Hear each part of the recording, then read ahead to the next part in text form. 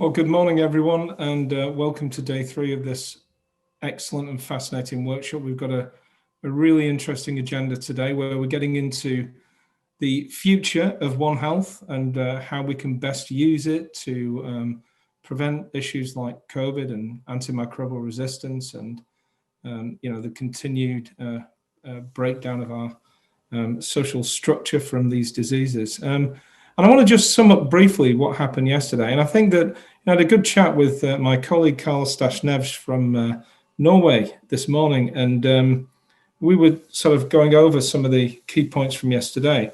And one key point is the connectivity between these different aspects of One Health. And I'm showing a slide that I've got from Carlos from a meeting that we had in Norway around climate change. This was maybe a year and a half ago, around climate change, joint with China and Russia, which I thought was very interesting.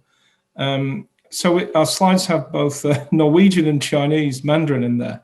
But the important point here is to go to Carlos Dashnev's point and what came up repeatedly yesterday, which is this connectivity between people, livestock and wildlife within a framework of a very rapidly changing environment, and the environment both socioeconomic and environmental changes, and just unprecedented change that's driving a breakdown of these interactions. Lonnie King talked about the vision he has for One Health, and he brought an incredible focus within the US to One Health when he was building the One Health office at CDC, and it's really exciting to see that alive and well. But we also recognize that some countries making these interactions understood better than others. And some countries are taking One Health more directly and more seriously as a central planning strategy for how they deal with big health threats like emerging diseases. And often that's driven because they've seen these issues repeatedly over the last few years. But we believe, and I think that that's clear from the talks yesterday and throughout this workshop, is that this needs to be done in all countries, and it needs to be done at all levels, from the local community we heard about yesterday through to the global community.